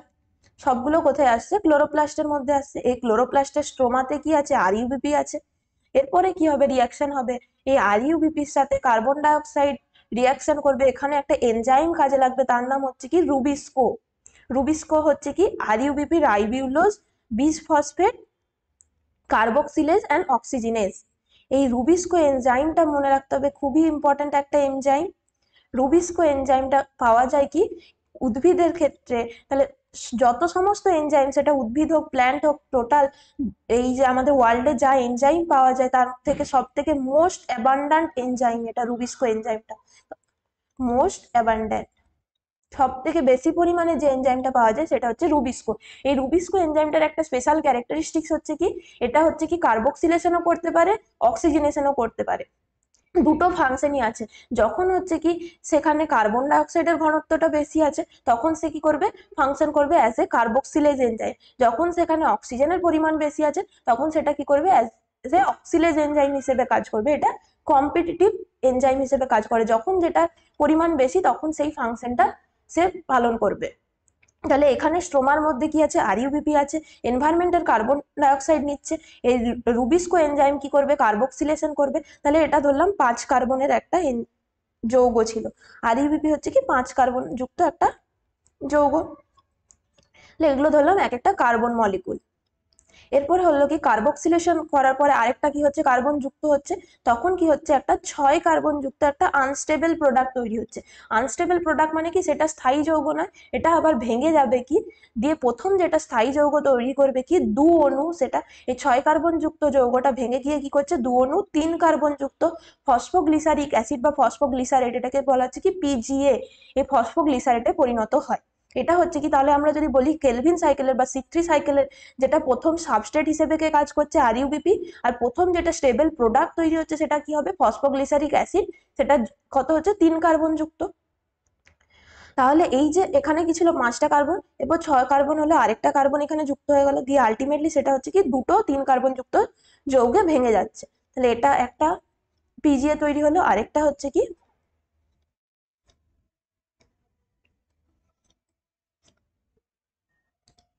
আরেকটা হবে কি এখানে তৈরি হলো। তাহলে এই কার্বনটা এসছে কোথা থেকে, ধরলাম এই কার্বন ডাইঅক্সাইডের কার্বনটা এসছে। তাহলে এখানে দু অণু এইভাবে কি হলো আমাদের যে ফসফোগ্লিসারিক অ্যাসিড তৈরি হলো। এরপরের স্টেপে কি হবে, এখানে কার্বক্সিলেশন হলো, পরের স্টেপে কি হবে রিডাকশন হবে। রিডাকশন প্রসেসের মধ্যে কি কাজে লাগবে, যেটা আমাদের ওখানে প্রোডাক্ট ছিল লাইট রিঅ্যাকশনের সেই এটিপি আর এনএডিপিএইচ কোথায় কাজে লাগবে, এখানে কাজে লাগবে। এখানে দু অণু এটিপি লাগবে আর দু অণু এনএডিপিএইচ লাগবে। লাইট রিঅ্যাকশন থেকে আমরা যে এটিপি আর এনএডিপিএইচ পেয়েছিলাম, সেই দু অণু এটিপি আর দু অণু এনএডিপিএইচ লাগবে এই রিডাকশন প্রসেস হতে। তাহলে সেটা রিডাকশন হওয়ার পরে কি হচ্ছে এটিপি আর এনএডিপিএইচ গুলো এডিপি ফর্ম করে দিচ্ছে আর এনএডিপি প্লাস ফর্ম করছে। আর এই যে ফসফোগ্লিসারিক অ্যাসিডস গুলো আছে তারা কি করবে, এই একবার সাইকেলটা যখন হচ্ছে এই যে একটা করে কার্বন যেটা কার্বন ডাইঅক্সাইড থেকে নিয়েছিল সেই কার্বনটাকে কি করবে এখানে রিলিজ করছে। আবার কি হবে বাকি যে 5 কার্বন যুক্ত যৌগটা সেটা আবার রিজেনারেট করবে আর ইউবিপি ফর্ম করে দেবে। কারণ কি এই যে স্ট্রোমার মধ্যে ক্লোরোপ্লাস্টের স্ট্রোমার মধ্যে কি হচ্ছে এই আরইউবিপির পরিমাণটা একটা নির্দিষ্ট, এটা যতটা পরিমাণটা আছে যদি প্রত্যেকবার রিজেনারেট না করতে পারে, যদি এখানে শেষ হয়ে যেত 5 কার্বন যুক্ত যৌগটা, তাহলে আমাদের কি করতে হতো আরইউবিপি সাপ্লাই দিতে হতো। কিন্তু এটা কি হচ্ছে স্ট্রোমার মধ্যে লিমিটেড আছে, তার জন্য কি করবে প্রত্যেকবার এই যে সাইকেলটা হচ্ছে যখনই রিডাকশন স্টেপটা হলো, রিডাকশন হওয়ার পরে কি হবে এই যে একটা করে কার্বন যেটা হচ্ছে কি কার্বন ডাইঅক্সাইড থেকে নিয়েছিল সেই কার্বনটাকে এখানে রিলিজ করবে এবং কি করছে ট্রায়োজ ফসফেট তৈরি করবে। এই ট্রায়োজ ফসফেটটাই হচ্ছে কি আলটিমেটলি এই যে শুক্র স্টার্চ এগুলো ফরমেশনের এটা প্রিকারসার হিসেবে কাজ করে। ট্রায়োজ ফসফেট থেকে কি হবে শুক্রচার স্টার্চ তৈরি হবে। তাহলে কি হবে এই সাইকেলটা কিভাবে হবে, একটা করে কার্বন ডাইঅক্সাইডের যে কার্বনটা ছিল সেটাকে এখানে রিলিজ করছে, দিয়ে সেটা আবার স্টেপটা রিজেনারেশনের ফলে কি হবে আবার এখানে এক অণু এটিপি কে কাজে লাগিয়ে এটা এডিপি তৈরি হয়ে যাচ্ছে এবং রিজেনারেট করে এখানে আবার যে 5 কার্বন যুক্ত যেটা যৌগটা ছিল আরইউবিপি কে আবার পুনরায় তৈরি করে দিচ্ছে। এই যে 5 কার্বনটা আবার কি হচ্ছে ফর্ম হয়ে যাচ্ছে আরইউবিপি, দিয়ে এরকম ভাবে প্রত্যেকবার সাইকেলটা চলতে থাকবে। তার মানে কি আমরা যে জানি C6H12O6 এটা তৈরি করতে গেলে আমাদের কটা কার্বন মলিকুল দরকার, 6টা কার্বন মলিকুল দরকার। তার মানে কি এই সাইকেলটাকে কবার হতে হবে 6 বার হতে হবে। 6 বার হলে কি হবে প্রত্যেকবার সাইকেল হলে একটা করে কি হচ্ছে এই যে কার্বন মলিকুলকে এখানে রিলিজ করছে। তাহলে যদি 6 বার সাইকেলটা হয় তারপরে 6টা কার্বন যুক্ত হয়ে কি করবে এই যে গ্লুকোজ মলিকুলটা তৈরি করছে। আর কি হবে প্রত্যেকবার স্টেপ হওয়ার পরে একটা করে কার্বন এখানে যুক্ত করছে, আবার কি করবে আরইউবিপি কে রিজেনারেট করে দিতে হবে। এই কনসেপ্টটা খুবই ইম্পর্টেন্ট।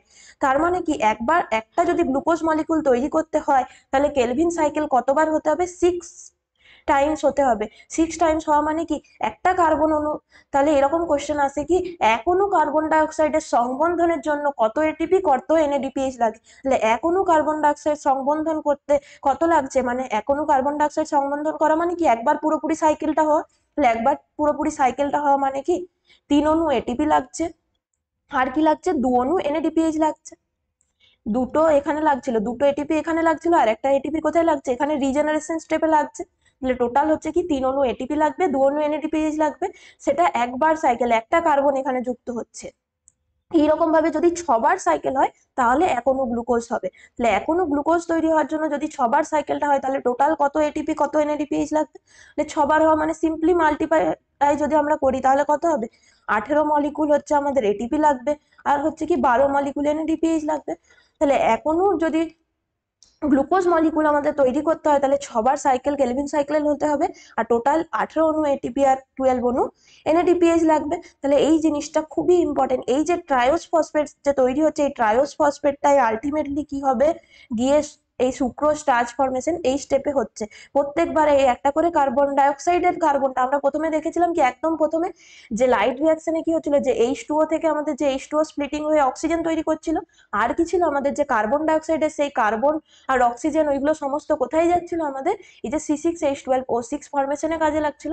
তাহলে এখানে এই যে কার্বন ডাইঅক্সাইড আর জল এগুলোকে কাজে লাগাচ্ছে কোথায়, রিয়াকশন হচ্ছে, দিয়ে এই কার্বন ডাইঅক্সাইড আর এখান থেকে এই যে CO2 আর এখানে H2O, এই H2টাকে কাজে লাগাচ্ছে, দিয়ে কোথায় হচ্ছে, এখানে গ্লুকোজ মলিকুল তৈরি করছে। তাহলে কি বলেছে, কেলভিন চক্রে এক অণু কার্বন ডাইঅক্সাইড সংবন্ধনে কি লাগবে, এক অণু কার্বন ডাইঅক্সাইডের জন্য কি লাগবে, 3টে এটিপি 2টো এনএডিপি। এই কোশ্চেনটা আবার দিতে পারতো কি, 1 মলিকুল যদি আমাদের গ্লুকোজ তৈরি করতে হয় তাহলে কত লাগবে, তাহলে অ্যান্সারটা কি হবে, অলরেডি বললাম কমেন্ট সেকশনে সবাই লিখবে, এই দুটো জিনিস লিখবে।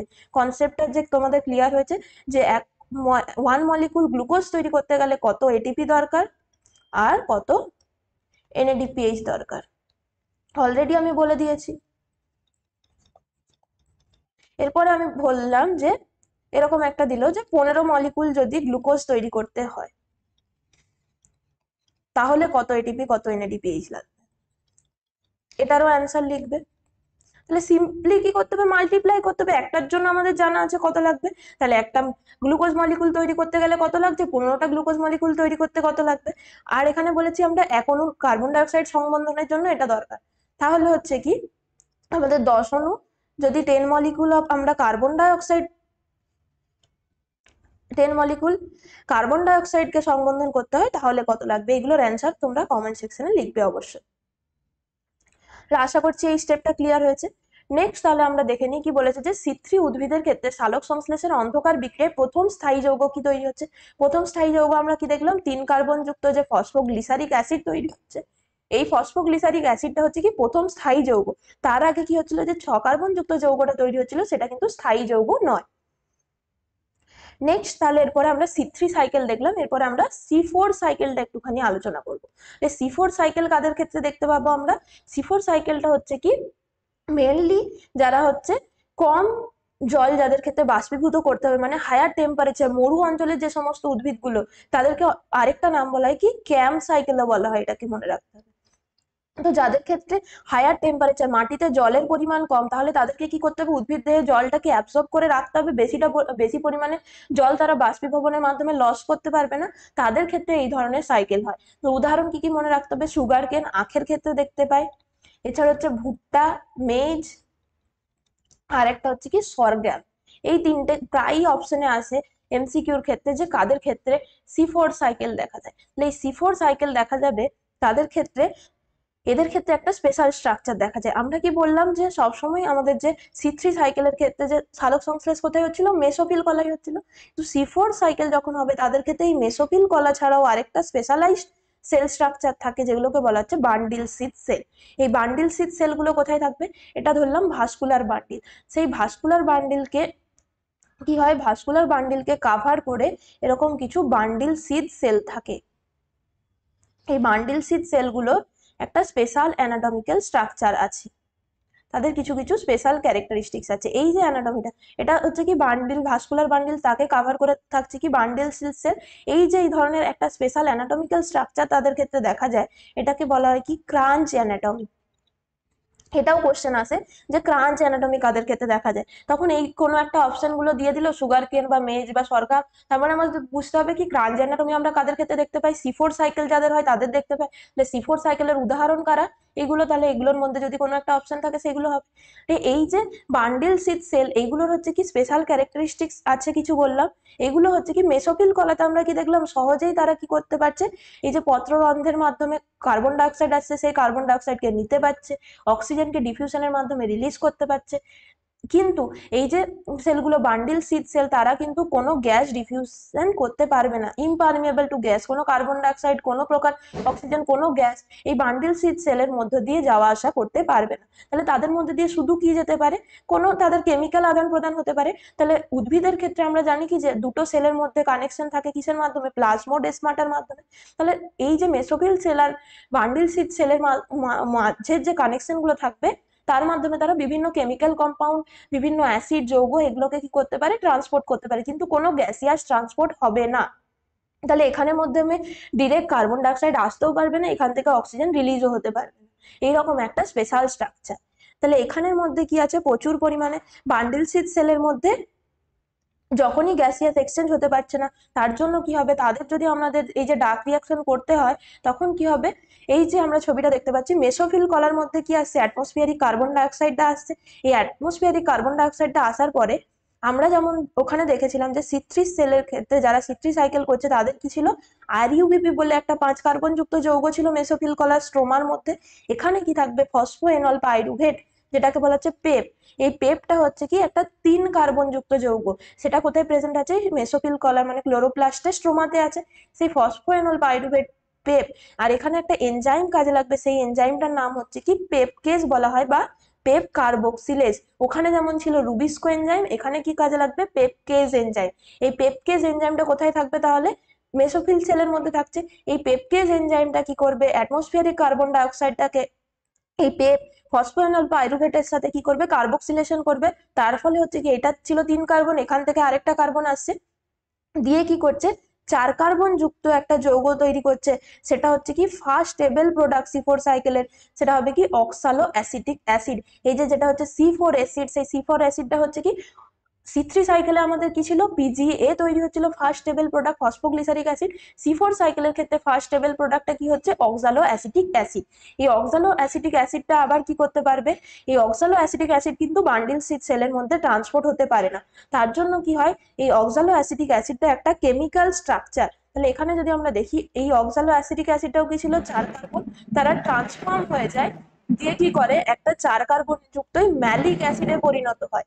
এই ম্যালিক অ্যাসিডটা কি হচ্ছে, এটাও 4 কার্বন, এটাও 4 কার্বন, তার মানে কি কার্বনের কোনো পরিবর্তন হচ্ছে না, শুধুমাত্র তাদের স্ট্রাকচারাল চেঞ্জ হয়। স্ট্রাকচারাল চেঞ্জের মাধ্যমে অক্সালো অ্যাসিটিক অ্যাসিড কি হয়, ম্যালিক অ্যাসিড, আর কিছু কিছু ক্ষেত্রে কি হয়, অ্যাসপার্টিক অ্যাসিডে রূপান্তরিত হয়।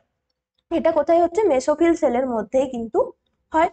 তাহলে মেসোফিল সেলের মধ্যে এই অক্সালো অ্যাসিটিক অ্যাসিড যেটা হচ্ছে কি C4 সাইকেলের প্রথম স্টেবল প্রোডাক্ট তৈরি হচ্ছে, সেটা কি হয়ে যায়, 4 কার্বন যুক্ত ম্যালিক অ্যাসিডে রূপান্তরিত হয়, দিয়ে সেটা ট্রান্সপোর্ট হবে। তাহলে আমরা বলেছিলাম কি, এই যে প্লাজমোডেসমাটার মাধ্যমে কি কোনো কার্বন ডাইঅক্সাইড যেতে পারে না, শুধুমাত্র কি হচ্ছে, এই যে C4 যুক্ত অ্যাসিডটা, এখানের মাধ্যমে কি ট্রান্সপোর্ট হবে, ম্যালিক অ্যাসিড ট্রান্সপোর্ট হয়ে যাবে। ম্যালিক অ্যাসিড গেল, দিয়ে এটা বান্ডিল সিড সেলের মধ্যে কি আসে, তাহলে ম্যালিক অ্যাসিড, দিয়ে এখানে ডিকার্বক্সিলেজ এনজাইম থাকে, সেই ডিকার্বক্সিলেজ এনজাইম কি করবে, এই C4 অ্যাসিডটাকে কি করবে, আবার ডিকার্বক্সিলেশনের মাধ্যমে কার্বন ডাইঅক্সাইড রিলিজ করছে। কার্বন ডাইঅক্সাইড রিলিজ হচ্ছে, আবার এখানে কি হলো, একটা কার্বন ডাইঅক্সাইড যদি বেরিয়ে যায় মানে আরেকটা কার্বন কমে গেল, তাহলে আবার 3 কার্বনের যৌগতে পরিণত করে দিচ্ছে। এই 3 কার্বন যুক্ত যে যৌগটা, এটা আবার কি হবে, ট্রান্সপোর্ট হয়ে প্লাজমোডেসমাটার মাধ্যমে কোথায় যাবে, মেসোফিল সেলের মধ্যে আসছে, দিয়ে এটা আবার কি হবে, আবার পেপে ফর্মেশন করে দিচ্ছে। আমরা বলেছিলাম কি যে RUBPটাও যেমন হচ্ছে একটা নির্দিষ্ট পরিমাণে আছে, তার জন্য তাকে আবার কি হচ্ছিল, সেম ভাবে এরকম সাইক্লিক্যাল প্রসেসের মাধ্যমে সেটা রিজেনারেট হয়ে যাচ্ছিল। সেম ভাবে ফসফোএনল পাইরুভেটটাও কি হবে, এখানে এই যে ডিকার্বক্সিলেশনের মাধ্যমে এখনো কার্বন ডাইঅক্সাইড রিলিজ হচ্ছে, আর বাকি যে 3 কার্বন যুক্ত যৌগটা ছিল, সেই C3 অ্যাসিডটা আবার ট্রান্সপোর্ট হয়ে চলে এলো কোথায়, মেসোফিলে, দিয়ে সেটা রিজেনারেট হয়ে যাচ্ছে কি ফসফোএনল পাইরুভেট আবার তৈরি করে দিচ্ছে। সেম ভাবে দিয়ে আবার অ্যাটমসফিয়ারিক এনভায়রনমেন্টের যে কার্বন ডাইঅক্সাইডটাকে সে অ্যাবজর্ব করছে, দিয়ে এই প্রসেসটা সাইক্লিক্যাল ওয়েতে চলতে থাকবে। তাহলে এই যে রিজেনারেশন হচ্ছে, সেই স্টেপে আবার কি লাগে, এখানে আমাদের 2 অণু ATP কাজে লাগে। 2 অণু ATP এখানে কাজে লাগবে।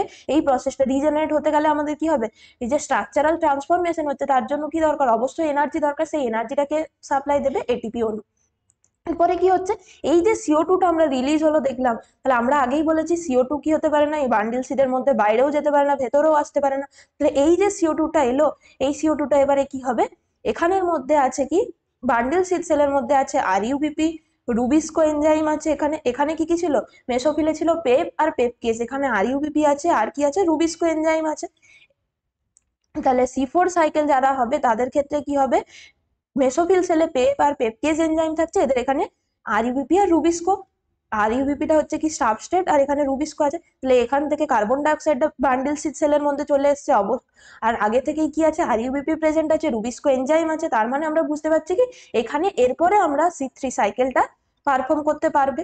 তাহলে এরপরে সেম C4 সাইকেল, মানে C4 এর মধ্যে কিন্তু বান্ডিল সেলে গিয়ে আবার C3 সাইকেলটাও এখানে হবে। তাহলে C4 সাইকেল মানে C3 প্লাস C4 আমরা বলতে পারি, মানে C4 সাইকেলের মধ্যে ইনক্লুডিং আছে আমাদের C3 সাইকেল, মাস্ট হতেই হবে। তাহলে সেম ভাবে যখন আমরা এই বান্ডিল সেলের মধ্যে কি পেয়ে গেছি, এই যে কার্বন ডাইঅক্সাইড পেয়ে গেছি, আরইউবিপি আমরা বলেছি আগের থেকে আছে, রুবিস্কো আছে, তারপরে কি হবে এই বান্ডিল সেলের মধ্যে কি হবে, তাদের ক্ষেত্রে এই ধরনের এই C3 সাইকেলটা চলবে। সেম সাইকেল যেটা আমরা C3 এর ক্ষেত্রে ডিসকাশন করছি, সেই C3 সাইকেলটাই কোথায় হবে, আমাদের বান্ডিল সেলে হবে। তাহলে শুধুমাত্র ডিফারেন্সটা কোথায়, শুধুমাত্র ডিফারেন্সটা হচ্ছে কি যে C3 যারা প্ল্যান্ট তাদের ক্ষেত্রে C3 সাইকেল কোথায় হচ্ছে, মেসোফিল সেলে হচ্ছে, আর C4 প্ল্যান্ট যারা তাদের ক্ষেত্রে C3 সাইকেল কোথায় হবে, বান্ডিল সেলে হবে। শুধুমাত্র এইটুকু জায়গায় ডিফারেন্স। আর C4 সাইকেলের ক্ষেত্রে এক্সট্রা এই যে ফেনোমেনাটা আছে কি পেপকেস, কিভাবে সেটা আবার এই যে অ্যাসিডের মাধ্যমে প্লাজমোডেসমাটা দিয়ে এখানে ট্রান্সফার হচ্ছে, দিয়ে সেখানে ডিকার্বক্সিলেশনের মাধ্যমে কার্বন ডাইঅক্সাইড তৈরি করছে, আবার সেটা ট্রান্সপোর্ট হয়ে পেপ তৈরি করে দিচ্ছে। এরপরে আরেকটা জিনিস স্পেশাল ক্যারেক্টারিস্টিক্স আমরা আগেই বললাম কি যারা C4 প্ল্যান্ট তাদের ক্ষেত্রে তারা এমন একটা এনভায়রনমেন্টে থাকে যেখানে খুব হাই টেম্পারেচার, তার সাথে তাদের কি হচ্ছে মাটি থেকে তারা জল সাপ্লাই অনেক কম পাচ্ছে, তাহলে তাদেরকে কি করতে হবে, বাষ্পীভবনের হারটা কমাতে হবে। তার জন্য তারা কি করে, একবার যদি পত্ররন্ধ্র ওপেন করে তাহলে অনেকটা পরিমাণে তারা কি করতে পারে, কার্বন ডাইঅক্সাইডটাকে শোষণ করে এই যে C4 অ্যাসিড ফর্মেশন করে রেখে দিতে পারে, এখানে স্টোর করে দিতে পারে। C4 অ্যাসিড ফর্মে যখন স্টোর করার একটা স্পেশাল ক্যারেক্টারিস্টিক্স আমরা কিন্তু C4 প্ল্যান্টের ক্ষেত্রে দেখতে পাই। তার মানে কি একবার পত্ররন্ধ্র ওপেন করলো, অনেকটা পরিমাণে কার্বন ডাইঅক্সাইড নিয়ে নিল, C4 অ্যাসিডে পরিণত করে দিল, দিয়ে এরপর C4 অ্যাসিডটা আস্তে আস্তে সে এখানে ট্রান্সপোর্ট করছে, এভাবে সাইকেলটা চলতে থাকছে। তার মানে কি অনেকক্ষণ যতক্ষণ না C4 অ্যাসিডের সাপ্লাই পাচ্ছে সে, ততক্ষণ তাকে আর কি করতে হচ্ছে না যে কার্বন ডাইঅক্সাইড নেওয়ার জন্য পত্ররন্ধ্র খুলতে হচ্ছে না। পত্ররন্ধ্র খোলা মানে কি অনেকটা পরিমাণে সেখানে পরিমাণে কি হবে, জলটা বাষ্পীভবন হতে পারছে। কিন্তু C3 প্ল্যান্টের ক্ষেত্রে এরকম কোনো এই যে স্টোর করে রাখার কোনো ক্যাপাসিটি বা এবিলিটি নেই। তাদের ক্ষেত্রে যতবার সালোক সংশ্লেষের জন্য প্রত্যেকবার কি করতে হবে, এই যে স্টোমাটা ওপেন করতে হবে, অ্যাটমসফিয়ার থেকে কার্বন ডাইঅক্সাইড নিতে হবে এবং এই সাইকেলটা চলতে থাকবে। তাহলে এই দুটো ডিফারেন্স খুবই ইম্পর্টেন্ট। নেক্সট তাহলে আমরা কোশ্চেন কি বলেছে যে পেপের কার্বক্সিলেশনে কোন উৎসেচক কাজে লাগে। তাহলে পেপ কার্বক্সিলেজ আমরা বললাম, পেপ কার্বক্সিলেজ বা এটাকেই আরেকটা নাম বলা হচ্ছে কি পেপকেস। এটা কোথায় থাকছে, খুব ইম্পর্টেন্ট, C4 প্ল্যান্টের ক্ষেত্রে কোথায় পেলাম আমরা, মেসোফিল সেলের মধ্যে থাকছে।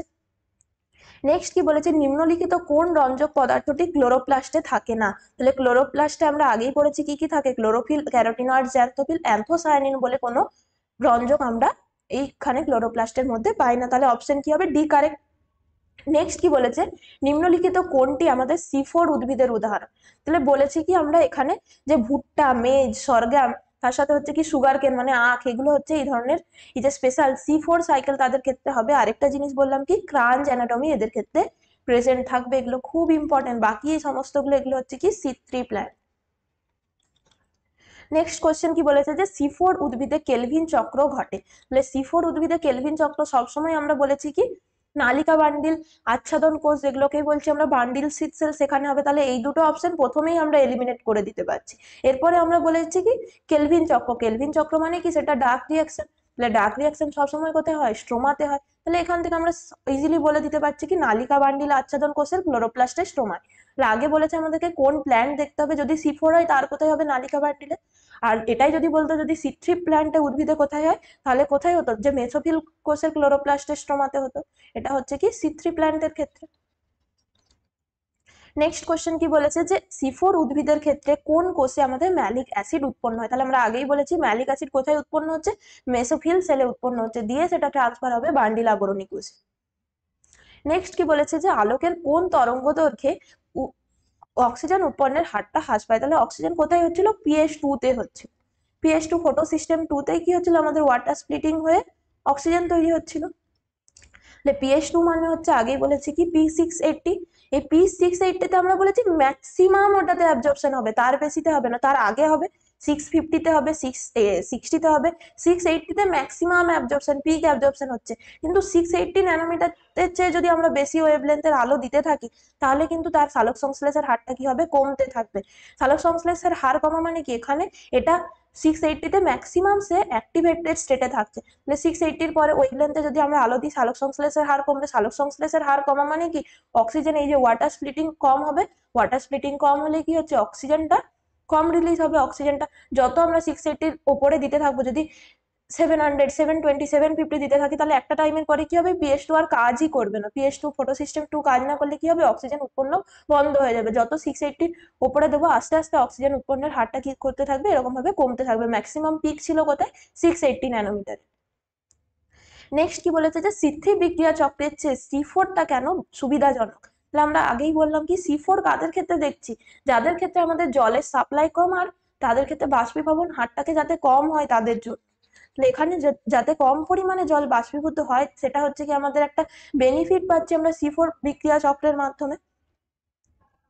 নেক্সট কি বলেছে, ক্রাঞ্চ অ্যানাটমি দেখা যায়। তাহলে ক্রাঞ্চ অ্যানাটমি কাদের ক্ষেত্রে দেখতে পাচ্ছি, C4 প্ল্যান্ট। তাহলে এখানের মধ্যে কোনটা C4 প্ল্যান্ট, আখের ক্ষেত্রে হবে সুগার কেন। তাহলে এই উদাহরণগুলো কিন্তু খুব ইম্পর্টেন্ট, এগুলো মনে রাখতে হবে। মেনলি C4 যারা প্ল্যান্ট তাদের উদাহরণগুলো বেশি কোশ্চেনে আসে। নেক্সট কি বলেছে যে সালোক সংশ্লেষের সময় অক্সিজেন উৎপন্ন হয় না যাতে। তাহলে সালোক সংশ্লেষের সময় আমরা দেখলাম কি, এতক্ষণ ধরে দেখলাম যে এই যে CO2 6CO2 আর 6H2O রিয়াকশন করছে, দিয়ে কি তৈরি করছে, একদম প্রথম রিয়াকশনে আমরা কি দেখেছিলাম যে CO2 H2O রিয়াকশন করে আমি আলটিমেট প্রোডাক্ট কি পাচ্ছিলাম, যে অক্সিজেন রিলিজ হচ্ছিল আর তার সাথে হচ্ছে কি গ্লুকোজ। বাকি স্টেপস গুলো আমরা লিখছি না, রিয়াকশনের প্রোডাক্টটা এখানে তাহলে কি আছে, গ্লুকোজ আছে আর তার সাথে H2 আছে। আলটিমেট আমরা কি দেখছিলাম, অক্সিজেন রিলিজ হচ্ছিল। সেই অক্সিজেনের সোর্সটা কি ছিল, ওয়াটার থেকে আসছিল। তাহলে যারা হচ্ছে কি সবুজ sulphur bacteria, green sulphur bacteria, cyano bacteria, তারা কি করে, এই H2O-র পরিবর্তে কার্বন ডাইঅক্সাইডের সাথে তারা কি ইউজ করে, হাইড্রোজেন সালফাইডকে ইউজ করে। তারা কি করবে, এই হাইড্রোজেন সালফাইডকে যদি ইউজ করে তাহলে তাদের প্রোডাক্টটা কি করবে, তারা সালফার তৈরি করে। তাহলে তাদের ক্ষেত্রে কি হবে, কখনোই অক্সিজেন উৎপন্ন হবে না, তারা কি করবে, ফ্রি সালফার মলিকুল তৈরি করছে। তাদের ক্ষেত্রে কি হবে, সাবস্ট্রেটের মধ্যে যেমন এখানে কি ছিল CO2 আর H2O, এদের ক্ষেত্রে হবে হাইড্রোজেন সালফাইড গ্যাস আর কার্বন ডাইঅক্সাইড গ্যাস। এই দুটোকে কাজে লাগিয়ে তারা কি করবে, সালোক সংশ্লেষ প্রক্রিয়ায় সালফার উৎপাদন করে। তাহলে তাদের ক্ষেত্রে কি হয় না, অক্সিজেন উৎপন্ন হয় না। এটা কারা কারা হবে, সবুজ সালফার ব্যাকটেরিয়া, তার সাথে সাথে হচ্ছে পার্পল সালফার ব্যাকটেরিয়া। এগুলো হচ্ছে এই ধরনের অক্সিজেন উৎপন্ন করে না সালোক সংশ্লেষ প্রক্রিয়ায়, তার জন্য এদেরকে আমরা বলছি কি সালফার ব্যাকটেরিয়া। নেক্সট তাহলে আমরা ক্যাটাগরি 2 এর কোশ্চেন গুলো নিয়ে আলোচনা করব। ক্যাটাগরি 2 এর ফার্স্ট কোশ্চেনে কি বলেছে যে C2 চক্রে উৎপন্ন যৌগগুলি হলো। তাহলে এতক্ষণ আমরা পড়েছি কি C3 C4, এগুলো সমস্তটাই হচ্ছে কি সালোক সংশ্লেষ, ফটো ফসফোরাইলেশন হচ্ছে এক্ষেত্রে। এখানে কি হবে, এই যে C2 চক্রে সেখানে কি হবে, এই যে RUBP-টা ছিল, RUBP এনজাইমটা যখন অক্সিজেনের উপস্থিতিতে, RUBP আর অক্সিজেন ওখানে কার্বন ডাইঅক্সাইডের সাথে রিয়াকশন করছিল রুবিস্কোর উপস্থিতিতে।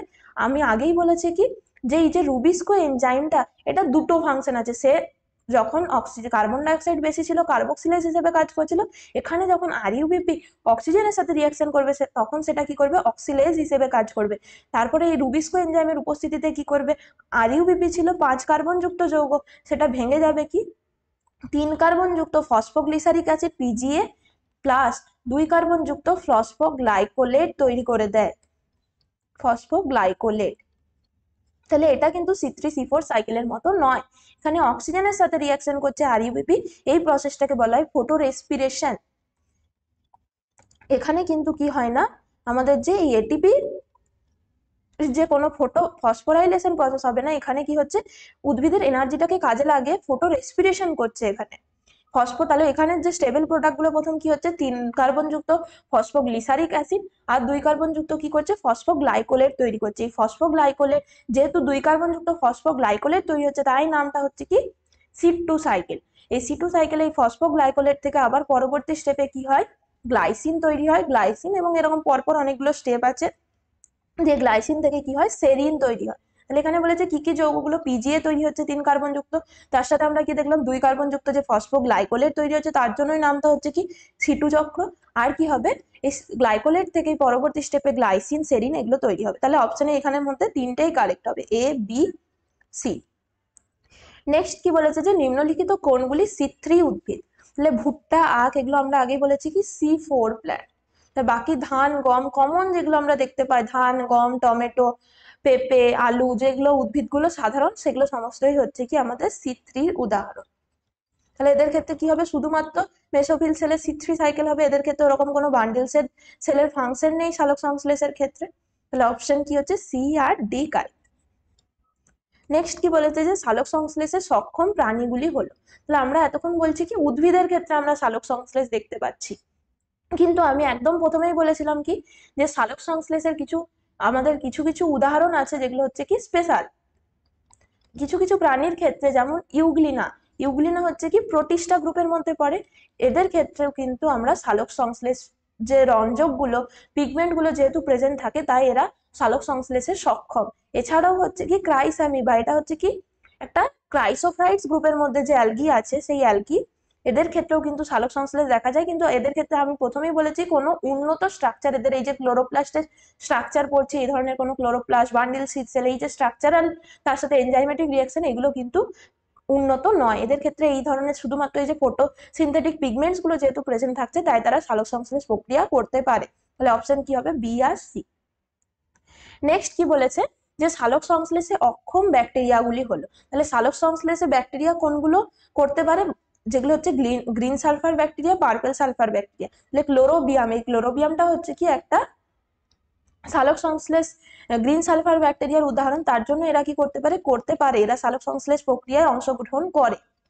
কিন্তু এখানে বলেছে অক্ষম, মানে ব্যাসিলাস করতে পারে না আর ইকোলাই করতে পারে না। সেম ভাবে এই যে রোডোসিউডোমোনাস, এটা কি হচ্ছে একটা পার্পেল সালফার ব্যাকটেরিয়ার উদাহরণ। তাহলে এরা কি করতে পারে, সালোক সংশ্লেষ প্রক্রিয়ায় অংশগ্রহণ করে এই দুটো ব্যাকটেরিয়া, এবং তারা কি বলেছে আমি সালফার গ্যাস উৎপন্ন করে, এরা অক্সিজেন উৎপন্ন করে না। এইটা খুব ইম্পর্টেন্ট। তাহলে কয়েকটা উদাহরণ আমাদেরকে মনে রাখতে হবে, এগুলো কিছু ব্যতিক্রমী আছে। কিছু কিছু ব্যাকটেরিয়া মেনলি শুধুমাত্র এই যে ক্লোরোবিয়ামটা অনেক সময় অপশনে আছে, খুব ইম্পর্টেন্ট, ক্লোরোবিয়ামের ক্ষেত্রে দেখা যায় সালোক সংশ্লেষ। এছাড়াও প্রাণীদের মধ্যে এই দুটো উদাহরণ মনে রাখতে হবে, ইউগ্লিনা আর ক্রাইস্যামিবা। তাহলে আজকে আমরা এই যে সালোক সংশ্লেষের পুরো চ্যাপ্টারটা যা কনসেপ্ট আছে বেসিক থেকে পুরোটা আলোচনা করলাম, আর তার সাথে এমসিকিউ গুলো কিন্তু ডিটেলসে আলোচনা করেছি। আশা করছি কারোর কোনো ডাউট থাকবে না। আর অবশ্যই যদি কোনো ডাউট থেকে থাকে, কোয়েশ্চেন থেকে থাকে, কমেন্ট সেকশনে লিখে জানাবে। পরবর্তী ভিডিওতে আমরা বাকি নেক্সট আলোচনা করব, বাকি নেক্সট চ্যাপ্টারের কোয়েশ্চেন গুলো নিয়ে আলোচনা করব। প্ল্যান্ট ফিজিওলজি পার্ট থেকে এরপরে আমরা পরপর সব চ্যাপ্টারের এমসিকিউ গুলো নিয়ে আলোচনা করতে থাকবো। আশা করছি এই ভিডিওগুলো তোমাদের জন্য খুবই হেল্পফুল হচ্ছে। তোমরা সবাই ভালোভাবে প্রিপারেশন নিতে থাকো, তোমাদের এক্সাম খুব ভালো হবে। এবং এর সাথে সাথে হচ্ছে কি একবার এই কোশ্চেন গুলো প্র্যাকটিস করার পরে কারো কোনো জায়গায় যদি ডাউট থেকে থাকে, বই থেকে সেই জিনিসটা আরেকবার পড়ে নেবে, তাহলে মনে থেকে যাবে। আর বেসিক গুলো যদি এই চ্যাপ্টারের এই যে প্রসেস গুলো, C3 সাইকেল, C4 সাইকেল, কোনটা কখন হচ্ছে এবং কিভাবে, এই যে লাইট রিয়াকশন, ডার্ক রিয়াকশন, এই মেন চারটে জিনিস যদি খুব ভালোভাবে বেসিক গুলো পড়ে নাও, তাহলে সব কোশ্চেনের অ্যান্সার কিন্তু করতে পারবে। থ্যাংক ইউ সবাইকে। আর পরবর্তী ভিডিওগুলোতেও ক্লাসগুলোতে সবাই জয়েন করবে, তোমাদের এক্সামের জন্য এগুলো খুব হেল্পফুল হবে। থ্যাংক ইউ সবাই।